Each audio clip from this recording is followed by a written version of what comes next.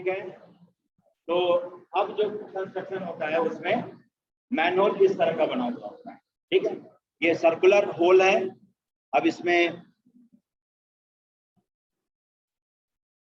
अंदर में सीढ़ी वगैरह बनाया जाता है जिससे कि आसानी से लेबर अंदर उतरे और सफाई करके सुरक्षित निकल जाए। एक और जो उसमें खतरा था कि इसमें जब लेबर साफ करने के लिए जो जाता था वो सही सलामत बाहर नहीं आता था, पूरा इधर कटा हुआ इधर फटा हुआ, क्योंकि सब चौकोर है, हर जगह कहाँ से कोरोजन हुआ है, कहाँ से तार निकला, ये रॉड निकला हुआ है, कहाँ कंक्रीट है, उसको नहीं पता होता था। बेचारा सफाई करना काम है, सफाई करके आता था, बाहर में फिर कपड़े में 10 स्टिच लगवाता था, ये हालत होती थी। लेकिन अब इसमें सर्कुलर शेप के कारण क्या है, एक तो सुरक्षित लैंडिंग होती है, दूसरी बात कि कोरोजन हो भी जाए तो भी जब तक ये आधा डैमेज नहीं होगा तब तक ये टॉपल नहीं कर सकता है। इसीलिए कि सर्कल को रोटेट करवाने के लिए आपको डायमीटर के लॉन्ग घुमाना होगा तब रोटेट होगा। किसी कॉर्ड जो शॉर्टर कॉर्ड है, लॉन्गेस्ट कॉर्ड के अबाउट ही रोटेट होगा सर्कल, शॉर्टर कॉर्ड के अबाउट वो रोटेट नहीं हो सकता है, समझ गए। तो आधा जब तक डैमेज नहीं होगा, सेमी सर्कल के बराबर पोर्शन डैमेज नहीं होगा, तब तक जो ऊपर ढका हुआ स्लैब है, ये स्लैब जो ढका हुआ है वो रोटेट होकर के अंदर नहीं जाता, समझ गए। यहाँ तक भी डैमेज है, जैसे यहाँ तक डैमेज, इतना डैमेज होगा जितना कि रेक्टेंगुलर में होता है। इसके ऊपर में सर्कुलर स्लैब है, नीचे वाला जो पोडियम है वो डैमेज हुआ है।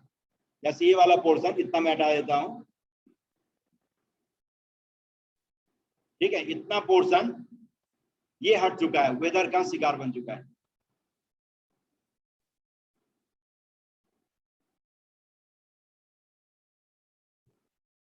ठीक है, इतना हट गया, ये इतना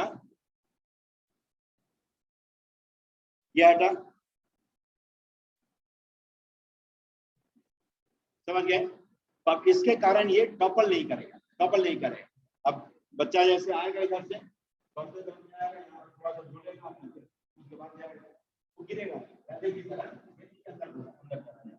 है, थोड़ा सा घर निकल जाएगा, सुरक्षित पहुंच जाएगा। इसमें जान की भी क्षति नहीं होती है, माल की भी नहीं क्षति। माल की क्षति इसलिए नहीं होती है कि जो सर्कुलर स्लैब है उसको बाय द वे लेबर समझे कि सब तरफ से एक ही है, एक तरफ से कहीं पर भी रख करके, कहीं पर भी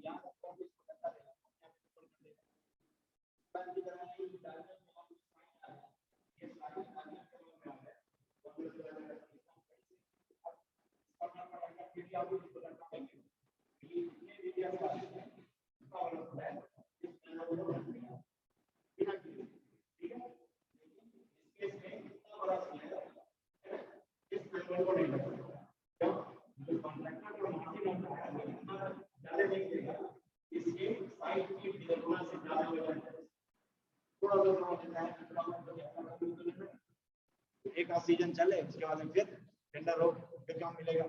इसीलिए ये सब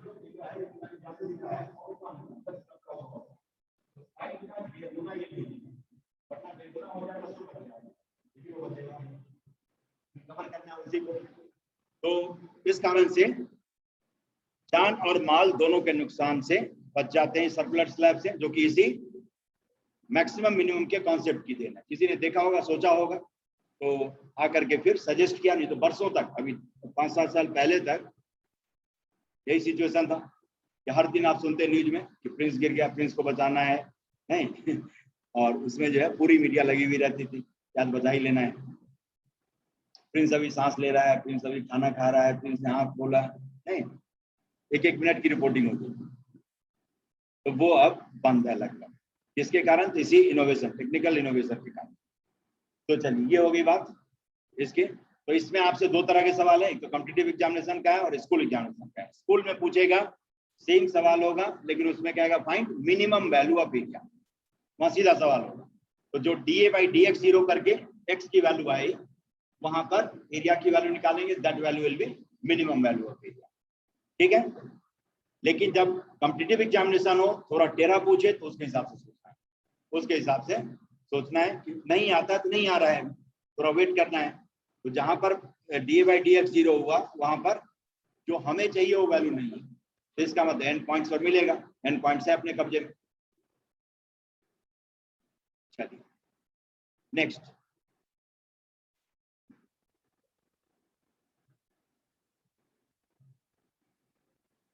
देखिए अब एक और प्रैक्टिकल क्वेश्चन।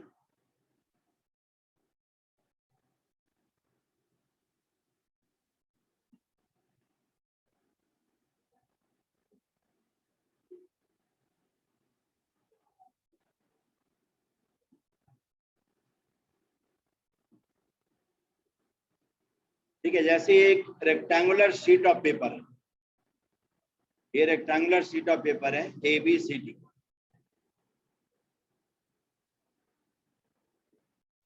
ठीक है, से इसकी विड्थ है 2 मीटर या 2 सेंटीमीटर ले लीजिए, और ये लेंथ जो है 4 सेंटीमीटर।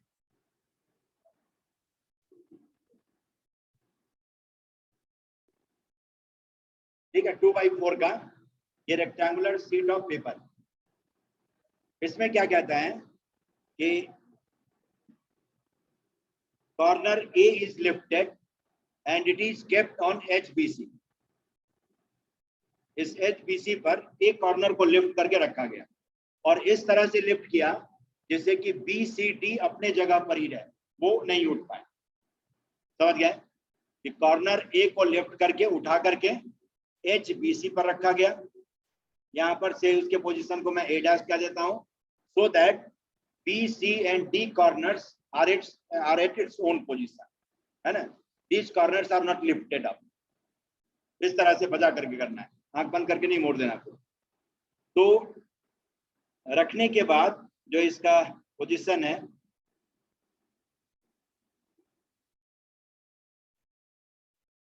से ये है,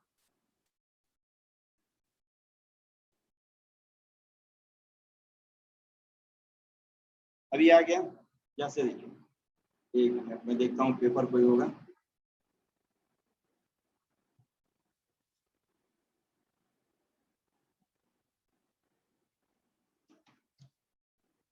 एक ये है, ये आपका शीट ऑफ पेपर है, ऐसा ही। इसमें क्या क्या है, ABCD है। इस कॉर्नर को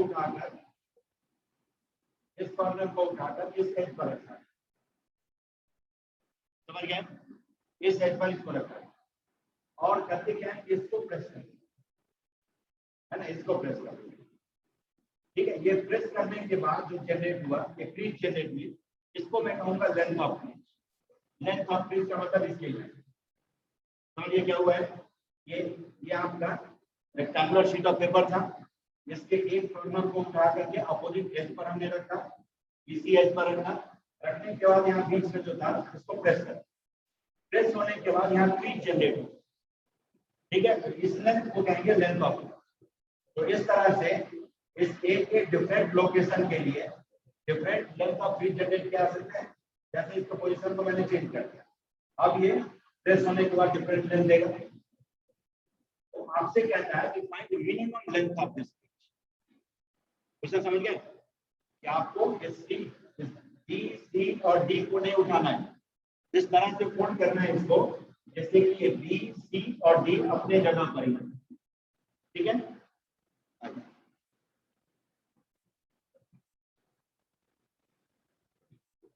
तो ये जो व्हाइट कलर से फोल्ड किया हुआ है, ये यही है लेंथ ऑफ क्रीज, ये वाली चीज से इसको मैं पी कह देता हूं और इसको Q. Q is length of crease form. तो कहता है आपसे कि find minimum length of crease, minimum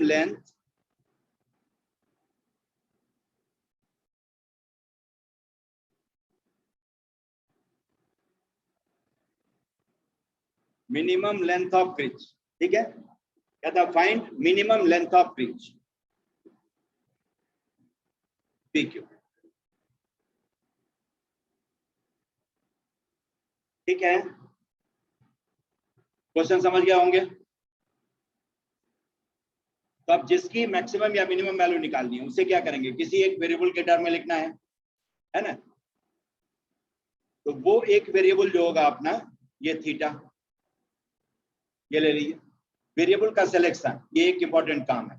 आपने सही वेरिएबल सेलेक्ट किया तो काम आसान हो जाएगा, वरना खिसके जाता है।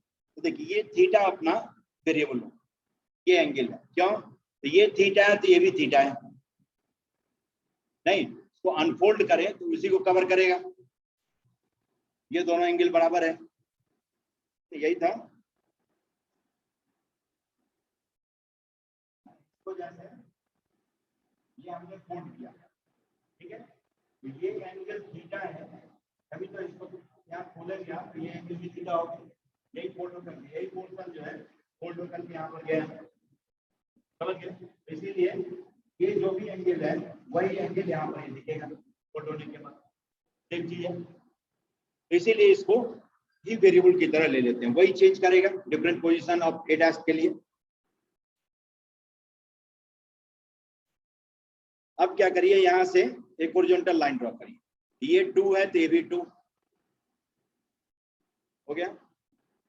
अब टारगेट अपना है पीक्यू को थीटा के टर्म में लिखना, समझिए, टारगेट क्लियर है, पीक्यू को थीटा के टर्म में लिखना, क्योंकि हमें फंक्शन ऑफ वन वेरिएबल पढ़ना है ना, जिसकी मैक्सिमम मिनिमम वैल्यू निकालनी है, उसे एक वेरिएबल के टर्म में एक्सप्रेस करना। देखिए अब इस ट्रायंगल में, इसको आर मैं कह देता हूं, तो in triangle Q R A dash, in triangle Q R A dash, ये एंगल देखिए तो ये 2 थीटा होगा, अल्टरनेट एंगल। एडी और बीसीएच पैरेलल है ना, तो इसीलिए, और इससे क्यू ए डैश लाइन मिल रही है, तो इसीलिए दोनों एंगल अल्टरनेट एंगल है। ये इधर 2 थीटा, दो भी 2 थीटा, तो आप लिख सकते हैं sine 2 theta, sine 2 theta is 2 और अपॉन क्यू ए डैश, ठीक है। तो क्यू ए डैश की वैल्यू आ गई 2 और upon 2 sine theta cos theta,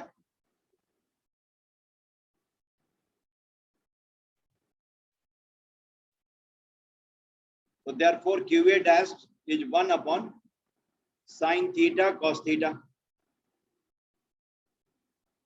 हो गया। क्यू ए डैश ही क्यों, उसके पीछे वजह क्या है, हमें पी क्यू तक पहुंचना है ना, और जिस साइड में, जिस ट्रायंगल में एक साइड पी क्यू है, उसी का एक साइड क्यू ए डैश भी है। अब दूसरे ट्रायंगल को पकड़ता हूं, in triangle Q A dash P, in triangle Q A dash P, देखिए कॉस थीटा तो आप कह सकते हैं क्यू ए डैश और अपॉन पी क्यू, है ना, से पी क्यू को मैं एल कह देता हूं, क्योंकि जिसकी मैक्सिमम मिनिमम वैल्यू निकालनी है वही पी क्यू है। इसका मतलब एल को, जो पी क्यू है उसको एल मैंने कहा, इसको आप कह सकते हैं क्यू ए डैश और upon cos theta, Q A dash upon cos theta,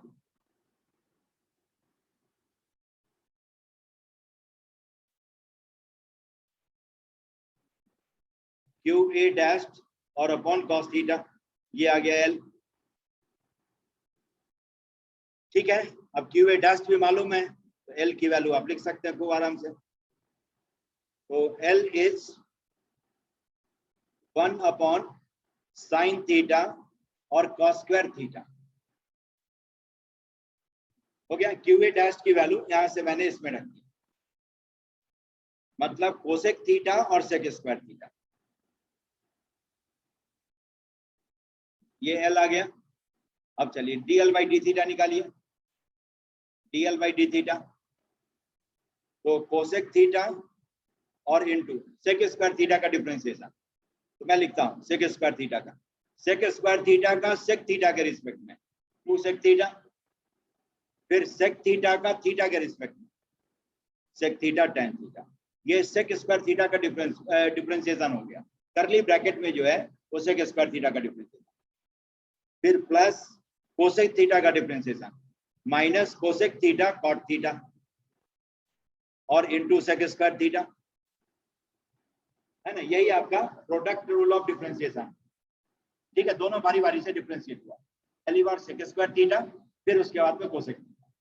अब इसमें से देखिए जो कॉमन आता है उसको बाहर करिए, कोसेक थीटा कॉमन है, सेक स्क्वायर थीटा कॉमन है, ये दोनों बाहर है। अनकॉमन पार्ट क्या है, tan थीटा है, 2 tan थीटा पहले वाले में और दूसरे वाले में माइनस कॉट थीटा। अब माइनस कॉट थीटा को लिख सकते हैं 1 अपॉन tan थीटा, आ गया, देख लीजिए इसको। चलिए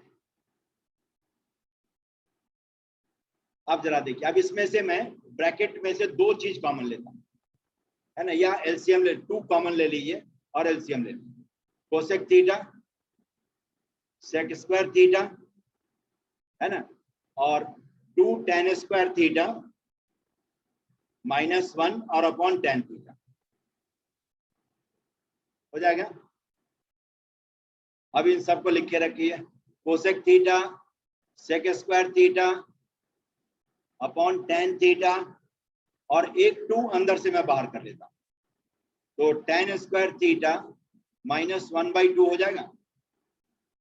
आ गया, देखिए ठीक है। अब जो एंगल ऑफ फोल्ड है उस पर जरा नजर डालिए। जिस एंगल से हमने मोड़ा है वो एंगल एक्यूट एंगल होगा, यही आपका एंगल ऑफ फोल्ड है। तो दिस थीटा इज एक्यूट, क्यों? इस कॉर्नर को नहीं उठाना है, इस कॉर्नर को उठने नहीं देना है। ये कॉर्नर उठ गया तब तो 90 हो जाएगा, ऐसे होगा तब 90 होगा, है ना, लेकिन ये होना नहीं, इस बात नहीं लगाना है, इस बात नहीं लगाना है। तो जो एंगल ऑफ फोल्ड है जो अपना वेरिएबल है theta, that theta is acute, ये 0 और 90 के बीच का एंगल है ना, जिस कंडीशन में मैं बोल रहा हूं उसके लिए। तो इसका मतलब जो बाहर ब्रैकेट में, ब्रैकेट के बाहर जितना भी टर्म है ये सबका सब पॉजिटिव है। थीटा इज एक्यूट, ये हमने देख लिया, हमारा ऑब्जर्वेशन ये कहता है कि थीटा इज एक्यूट, ठीक है, थीटा इज एक्यूट। तो sign theta cos theta tan सारा थीटा पॉजिटिव होगा, ठीक है। ये मैं क्यों देख रहा हूं, तो अब आपके पास जो dl/d थीटा है इसको 0 करेंगे, चलिए 0 कर लिए। उसके बाद आपको हिम्मत जुटानी होगी, हिम्मत होगी तब d2l/d थीटा स्क्वायर निकालेंगे, नहीं, लेकिन इसको देख करके आप सोचिए कि d2l/d थीटा स्क्वायर निकालेंगे तो हम कम निकालेंगे, वो हमें ज्यादा निकालेगा। नहीं, एग्जामिनेशन में दोनों में होर मची हुई होती है। एग्जामिनेशन में क्वेश्चन कहेगा कि मैं तुम्हें निकालूंगा और हम कहेंगे नहीं हम तुम्हें निकालेंगे, ये होता है। तो जब भी ऐसी स्थिति आए तो वहां टेंस नहीं होना है, वहां टग ऑफ वॉर में भाग नहीं लेना है, क्या जरूरी है, तुम ही रहो, तुम ही अच्छे हो, थोड़ा सा समय दीजिए उसको, और तब तक में क्या होगा, कोई अल्टरनेटिव आपके पास में आ जाएगा। एग्जामिनेशन में कई बार क्या होता है कि हम रिजिड हो जाते हैं, हाथ लगा दिया और निकाल ही लेना है, 15 मिनट हो गया क्वेश्चन नहीं हिला, नहीं, ऐसी स्थिति आती है, अभी देखते होंगे टेस्ट में, इसीलिए टेस्ट लिखना जरूर, ठीक है। क्या 15 मिनट तक किया तब नहीं हुआ, 15 मिनट तक आपने किया ही नहीं, उसमें बैठ करके लगा करके कुछ कुछ सोचते रहे और उसमें आपका समय निकल गया 15 मिनट। वरना मेरे पास किसी भी क्वेश्चन के लिए 2 मिनट का समय नहीं है, 2 मिनट में मैं खाली हो जाऊंगा, उसके बारे में मैं सोचना शुरू करूं तो मेरे अंदर जितना कॉन्सेप्ट आएगा वो 2 मिनट में खाली हो जाएगा। आपको 15 मिनट कैसे आ जाता है? इसका मतलब क्या होगा, बैठ करके सोचते होंगे कुछ निकलो कुछ निकलो, कैसे निकलेगा, ऐसे थोड़ी निकलता है, निकलना होता तो पहली बार निकल जाता है। तो इसीलिए जब कभी भी ऐसी स्थिति आए एग्जामिनेशन हॉल में, टहल जाइए वहां से, टाइम वेस्ट नहीं होता है, उसमें टाइम का यूज होता है। तो स्टैग्नेशन से टाइम भी जाता है और ब्रेन पर भी असर पड़ता है, मतलब अगले क्वेश्चन को भी नहीं होने देगा। जैसे 15 मिनट आपने अटेम्प्ट किया, खूब ठहर करके अटेम्प्ट किया, 15 मिनट टुकड़े में लेंगे तो ज्यादा अच्छा रहेगा, लेकिन 15 मिनट लगातार हमने एक ही क्वेश्चन को देखा, नहीं सॉल्व हुआ, अब क्या होगा, अगला जो आसान क्वेश्चन होगा वो भी नहीं होगा, उसमें भी खर्चे 2 × 2 5 लिख के आ गए, है ना, ये ऐसा होता है, ऐसा कई बार होता है, ऑब्जर्व करिए ये सब। तो आपके अंदर में करेक्शन इसके कारण आएगी, है ना, अपने आप को करेक्ट करेंगे। तो बेटर ये है कि जिस समय तक डायनेमिक फेज में है उस समय तक अटेम्प्ट करिए। जैसे ही आपको लगे कि अब वही जैसे फोन पर बात करते हैं तो 1 आध मिनट में बात खत्म हो जाती है, उसके बाद क्या होता है, और क्या है, और बताओ, और बाद में मिलूंगा तो बता दूंगा। तो वही है, बातचीत जब होती है आधे मिनट 1 मिनट की होती है, उसका और क्वेश्चन के साथ आप और करते रहते हैं, हाँ और बोलो और क्या है, कुछ नहीं है, जो था दे दिया। तो इसीलिए वो सब स्थिति आए और वाली स्थिति आए तो चल जाते हैं, चलिए टाइम वेस्ट नहीं। जैसे जो ज्यादा सोते होंगे तो आज के बाद देखिएगा 6 घंटा 7 घंटा काफी है सोने के लिए, है ना, काफी है। लेकिन उसके बाद जो सोते होंगे वो सोने में हर चीज देखते होंगे, नहीं, उनको सब कुछ पता चलता होगा दुनिया में क्या गतिविधि हो रही है नहीं हो रही है, सब पता चलता है, वरना सोने के बाद आपको तो पता नहीं चलेगा कि क्या हुआ। नींद तो ऐसी चीज होती है, लेकिन आप पूरा तमाशा देखते हैं। इनफैक्ट उठ करके फ्रेश होकर के जहां सपना छोड़े होंगे वहीं से शुरू करते हैं। ये भी होता है, क्या होता है, ज्यादा सोता है वहीं शुरू करता है, या स्ट्रेस दे करके कहाँ तक देखा था वहीं से आगे देखूंगा, है ना, ये होता है। तो वो सब wastage of time, wastage of time है। नींद पूरी हो गई, आंख खुल गई, ब्रेन कह रहा है क्या उठो, उठ जाओ, झटके में बेड को छोड़ना है, झटके में। वो नहीं कि अब थोड़ा और सपना देख लेता हूँ, बहुत अच्छा सपना आता है एक बार और देख लो, वो नहीं करते। फिर देख रहे हैं कि ये फंक्शन इतना खतरनाक है, अब इसको डिफरेंशिएट करेंगे तो यही करते रह जाएंगे, ये हमें डिफरेंशिएट कर देगा नहीं। तो ऐसी केस के लिए फर्स्ट डेरिवेटिव टेस्ट बताया गया। दो टेस्ट हमारे पास में है मैक्सिमम मिनिमम के लिए। एक तो डबल डेरिवेटिव है जो हमने किया अभी ऊपर में, आसान एक्सप्रेशन था, क्वाड्रेटिक से लीनियर आया, एक बार और डिफरेंशिएट कर दिया, कांस्टेंट हो गया। तो जहां पर मान लिया आसानी से डिफरेंशिएट होने वाला होगा, वहां तो d2y/dx² निकाल करके मैक्सिमम मिनिमम इवैल्यूएट करेंगे। वरना थोड़ा भी कॉम्प्लिकेटेड दिखे तो go for sign of derivative. ये तो हमने इंक्रीजिंग डिक्रीजिंग में भी किया है, इसमें भी हमने एक तरीका सीखा है कि डेरिवेटिव जब पॉजिटिव से नेगेटिव जाए तो मैक्सिमा, नेगेटिव से पॉजिटिव जाए तो मिनिमा, ये हमने सीखा है। तो वो हमारे पास टूल है, इसका यूज कर सकते हैं। तो ऐसे ही क्वेश्चन में खास करके, बाकी में भी कर सकते हैं, लेकिन जहां पर सेकंड ऑर्डर डेरिवेटिव निकालना थोड़ा सा कॉम्प्लिकेटेड दिखे, वहां पर क्या करते हैं, फर्स्ट डेरिवेटिव के थ्रू ही मैक्सिमम मिनिमम डिसाइड कर लेते हैं। जैसे यहां पर देखिए, इसमें dl/d θ 0 करेंगे, dl/d θ 0 जो कि मैक्सिमम मिनिमम के लिए पोटेंशियल पॉइंट देगा। तो क्या कहेगा, tan square theta equal to half, क्योंकि बाकी तो 0 होने से रहा, बाकी सब पॉजिटिव है। थीटा फर्स्ट क्वाड्रेंट का एंगल है, तो देख रहे हैं बगल में जितना भी थीटा सब है, कोसेक सेक टैन सब पॉजिटिव है, कोई 0 नहीं हो सकता। तो एक वही ब्रैकेट वाला टर्म 0 हो सकता है। तो tan square theta is half, इसका मतलब tan थीटा इज 1/√2। यहाँ भी प्लस माइनस नहीं लिखते हैं, नहीं तो पकड़ लेगा, एकदम जानता है क्यों, तो थीटा इज क्यू, थीटा 0 से 90 के बीच का एंगल है, तो tan थीटा तो पॉजिटिव होगा। सब जब पॉजिटिव कह रहे हैं तो भी अभी भी तो पॉजिटिव ही है। तो tan थीटा की वैल्यू सिर्फ 1/√2। अब चलिए, tan थीटा 1/√2 है जहां पर, वहां पर dl/d θ 0 है। तो मैं लिख देता हूं theta equal to tan inverse 1/√2, यहाँ पर dl/d θ 0 है, ठीक है। तब इसके सराउंडिंग में देखता हूँ अब कि dl/d θ का साइन क्या है। तो 0 से 90 तक tan थीटा की वैल्यू जैसे जैसे थीटा बढ़ाते जाएंगे बढ़ती जाएगी, नहीं 0 से 90 तक की हालत यही है। x है, ये tan x मैं ले लेता हूं। तो 0 से 90 तक स्ट्रिक्टली इंक्रीजिंग है, तो theta equal to tan inverse 1/√2 पर इस एक्सप्रेशन की वैल्यू 0 होती है, मतलब tan स्क्वायर थीटा हाफ हो जाता है। तो जब थीटा की वैल्यू इससे कम रखेंगे, से इसको अल्फा में कह दूं, तो if theta is less than alpha then tan theta will be less than tan alpha, मतलब tan square theta will be less than tan square alpha, and tan square alpha का मतलब 1/2। तो थीटा जब less than alpha है तो tan square theta की value less than half है, less than half minus half क्या हो जाएगा, नेगेटिव। तो dl/d θ is negative for theta less than tan inverse 1/√2।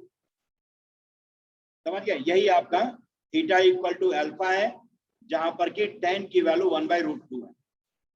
तो जब थीटा की वैल्यू अल्फा से कम रखेंगे तो tan की वैल्यू 1/√2 से कम, उसका स्क्वायर 1/2 से कम, less than 1/2 minus 1/2 will be negative.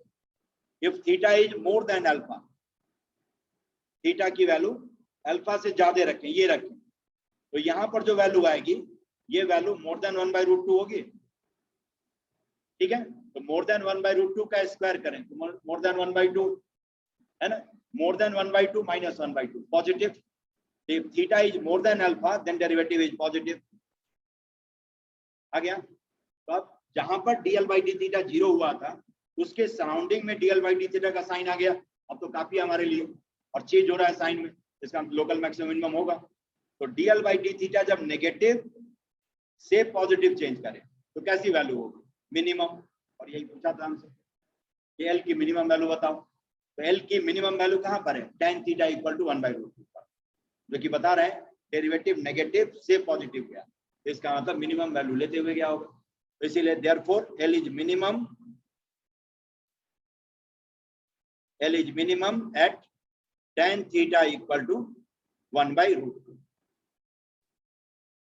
ठीक है, तो हमें तो मिनिमम लेंथ ऑफ क्रीज निकालना था, तब क्या करेंगे, इस tan थीटा से sec थीटा cosec थीटा जो चाहिए वो सब निकालना है।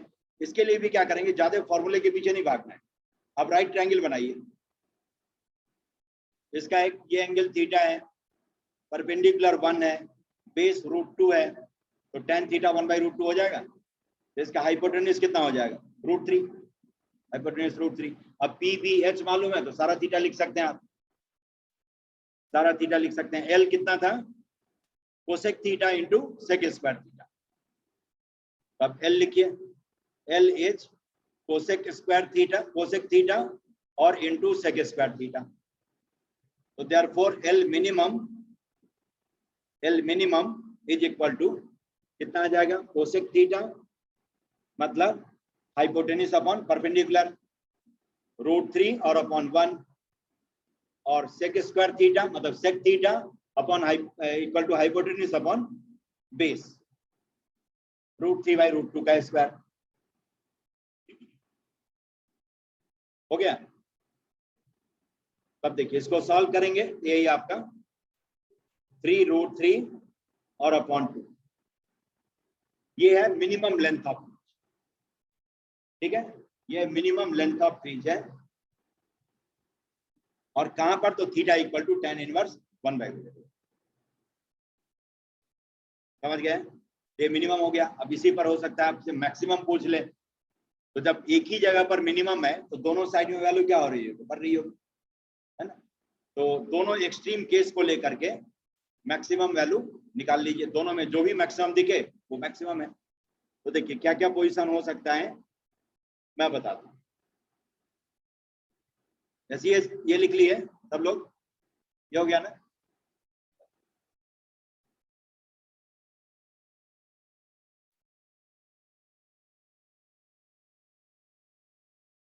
देखिए क्या क्या केस हो सकता है, वो मैं दो एक्सट्रीमम केस है।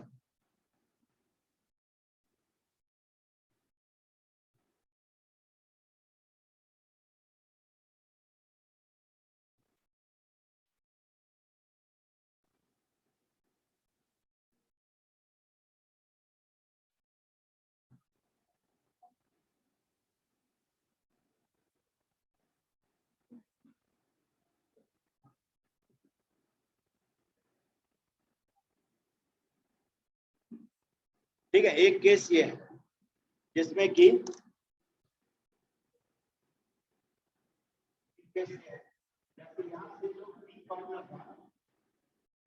वहां पर P पहुंच जाए, जो क्रीज का एक लोअर एंड स्पेस पर होता था वो B पर ही पहुंच जाए, ऐसा होगा। ये वाला पैरेलल हो जाएगा, ठीक है, वही मैंने ड्रॉ किया। ये दोनों एक मिल गया, ये वाली चीज जैसे पैरेलल हो जाएगी। ठीक है, एक एक्सट्रीम केस ये है। अब इसके आगे जा ही नहीं सकते हैं क्योंकि कॉर्नर उठना नहीं चाहिए, तो ज्यादा से ज्यादा क्रीज का ये वाला एंड इस कॉर्नर पर आ सकता है। केस नंबर 1 जो हमने ड्रॉ किया है। केस नंबर 2 क्या होगा कि यहाँ जो Q है ये D पर है, ये ऐसा हो सकता है, ये इस तरह का है। ये केस एक सिचुएशन ये हो सकता है क्योंकि ये D एंड भी नहीं उठना चाहिए। ये दो एक्सट्रीम एंड है जिसमें आपको इस क्रीज की लेंथ निकालनी है, और इन दोनों में जो मैक्सिमम हो that is maximum length of crease, मतलब इससे ज्यादा लेंथ आप जनरेट नहीं कर सकते। ठीक है, तो एक केस आपका ये है, और दूसरा जो आपका है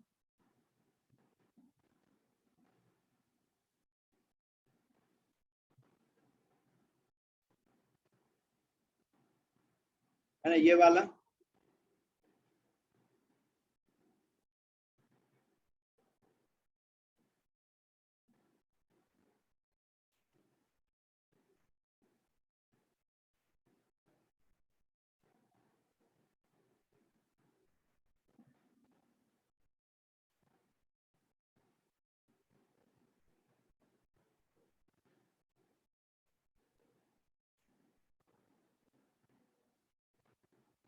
ये थोड़ा और पहले होना चाहिए था, बहुत जल्दी मैंने।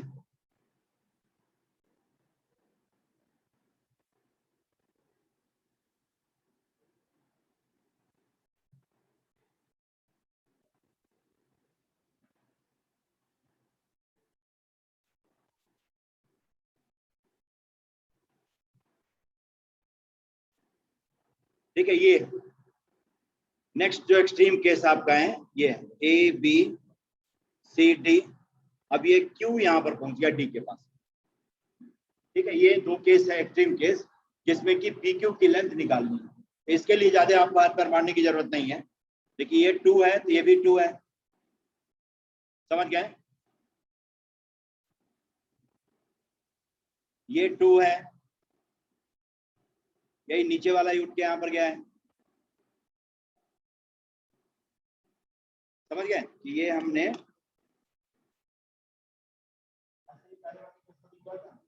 ये वाला ये जो विड्थ जो आपका है वो इसकी लेंथ के साथ आ गया, ये 2 है।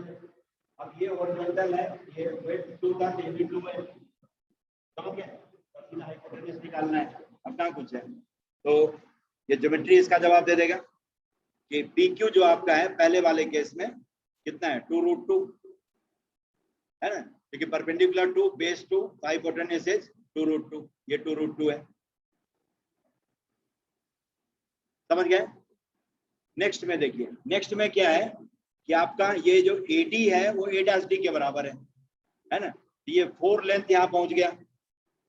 ठीक है, ये 2 है ही, है ना, तो ये 2 थीटा आप निकाल सकते हैं, ये 2 थीटा, ये थीटा है, ये भी थीटा है, आ गया। तब देखिए साइन 2 थीटा को, साइन 2 थीटा को आप लिख सकते हैं 2/4, आ गया। ट्रायंगल DCA' में, ट्रायंगल DCA' में साइन 2 थीटा इज 2/4, मतलब साइन 2 थीटा इज हाफ 1/2, इसका मतलब 2 थीटा इज 30 डिग्री, है ना, इसका मतलब थीटा इज 15 डिग्री, आ गया। अब थीटा 15 डिग्री है, तब इस राइट ट्रायंगल को देखिए, इन ट्रायंगल PA' D जो राइट ट्रायंगल है, क्योंकि यही कॉर्नर आपका ए वाला कॉर्नर, ये उठ करके यहाँ पर गया है A' पर, आ गया। अब इस ट्रायंगल में देखिए, ये आपको PQ चाहिए या PD, तो D के पास में Q पहुंच गया है, तो इस तरह इन ट्रायंगल PA' D आप लिख सकते हैं cos theta is base, base मतलब A' D और अपॉन L, इसी लेंथ ऑफ ब्रिज को L कह दीजिए, PQ था, PQ equal to PD equal to L, है ना, इस वाले केस। तो इसका मतलब L इक्वल टू आ गया cos थीटा, आप लिख सकते हैं cos 15 डिग्री, cos 15 डिग्री तो आप लिख सकते हैं cos of 45 degree minus of 30 degree equal to AD' कितना था 4 और अपॉन L, आ गया। इसका मतलब cos 45 minus 30 degree, cos A cos B plus sin A sin B, तो 1/√2 इंटू √3/2 प्लस 1/√2 और इंटू 1/2, ये हो गया इक्वल टू 4/L। इसे लिख सकते हैं √3 + 1 और अपॉन 2√2 इज 4/L, तो यहां से L की वैल्यू जो आ गई 8√2 और अपॉन √3 + 1, ठीक है, √3 + 1, जिसको आप रैशनलाइज करके दूसरे फॉर्म में भी ला सकते हैं, जैसे इसी L को कह सकते हैं 8√2 और इंटू √3 - 1 और अपॉन 2, √3 - 1 से मल्टीप्लाई डिवाइड करेंगे, क्या आ जाएगा 4√2 और into √2 - 1, and in fact this is maximum length of crease, नहीं, मैक्सिमम लेंथ ऑफ क्रीज आपका ये है, ठीक है, क्योंकि एक तो था 2√2 जो पहले हमने निकाला था, एक्सट्रीम केस है किया है, और दूसरा ये निकला, तो 2√2 से ये बड़ी वैल्यू है, 4√2 इंटू √2 - 1 इज मोर देन 2√2, ठीक है। तो इसीलिए मैक्सिमम लेंथ ऑफ क्रीज पूछे तो ये कौन सा है,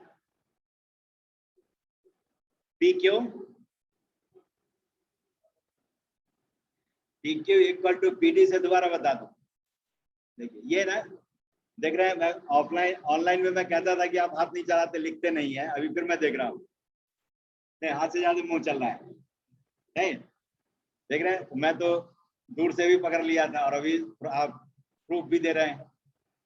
सीधा बोल सकते थे कि वहीं से सर बताओ, है ना, हो जाता। चलिए P Q equal to P D equal to L, है ना, देख रहे हैं, पकड़ में आ जाता है कि आपका हाथ चल रहा है कि मुंह चल रहा है ना, तो वहां पर मार्कर चलता था, सर ये कहाँ से आ गया, ठीक है। देखिए तो पी ये cos theta is AD dash और अपॉन एल, ये तो समझ गए होंगे, base upon hypotenuse is cos theta. देखिए ये 90 है, राइट एंगल ट्रायंगल है और ये थीटा है, तो cos थीटा इज बेस मतलब ए डैश डी और अपॉन पी डी या पी क्यू। ए डी आपका ए डैश डी आपका 4 है ना, यही वाला पोर्शन ये जो है आपका ए डैश डी बन गया है, जो 4 हुआ करता था, यही 4 है ना, और ये आपका 2 था, ठीक है, तो यही उठ करके डी ए डैश बन गया, समझ गए। तो डी ए की लेंथ 4 है, तो डी ए डैश की भी लेंथ 4 ही होगी। यही वाला एक कॉर्नर ए डैश पर दिख रहा है ना, तो जब तक टूटे फूटे नहीं तब तक दोनों एज के बीच में एंगल तो 90 ही रहेगा, नहीं ये राइट एंगल ट्रायंगल ही है, 90 ही है, तो इसीलिए cos theta equal to base A dash D और अपॉन हाइपोटेन्यूज पी डी, ठीक है। तो उसके बाद हमने बाकी सारी वैल्यूज को रख दी। अब ये cos थीटा, थीटा है 15 डिग्री, तो 15 डिग्री को आप ये भी लिख सकते हैं 45 माइनस 30, 60 माइनस 45, दोनों में से किसी से भी आप सॉल्व करिए। ये आ गया cos a माइनस बी, मतलब cos 15 डिग्री की वैल्यू √3 + 1 अपॉन 2 √2। अब इसको रख करके L निकाल लीजिए, L की वैल्यू ये आ गई, है ना, L की वैल्यू आ गई 8 √2 अपॉन √3 + 1, ठीक है। तो अब इसको सिंप्लीफाई करेंगे तो ये इस फॉर्मेट में आ जाएगा। तो मैक्सिमम लेंथ ऑफ क्रीज निकालना है, तो इन्हीं दोनों में से जो मैक्सिमम है वही मैक्सिमम लेंथ ऑफ क्रीज है, और ये दिखता है कि 4 √2 × √2 - 1 इज मोर देन 2 √2, तो इसीलिए maximum length of crease is 4 √2 और × √2 - 1। पूछेगा करिस्पॉन्डिंग थीटा बताओ, एंगल ऑफ फोल्ड बताओ, तो 15 डिग्री नहीं, पहले वाले में था 90 डिग्री, आधे % हमने 45 डिग्री, थीटा थीटा पूरा 90 था, 45 ऐड करेंगे तो 90, ये वाला, ये जो पहले वाला केस था, देखिए इसमें ये एंगल और ये एंगल दोनों में करके कितना होगा 90, और ये बगल ऊपर वाला था 3 डिग्री 45, इसमें एंगल ऑफ 45 क्या किस एंगल पर इसको मोड़े जैसे कि maximum length of crease generate हो 15 डिग्री हो जाएगा। तो चलिए मिलते हैं फिर नेक्स्ट क्लास में, है ना, ठीक है। और कल छुट्टी रहेगी, कल जो है मुहर्रम की छुट्टी है, सैटरडे को आपकी क्लास एज यूजुअल वैसे ही होगी, नोटिफाई कर दिया जाएगा।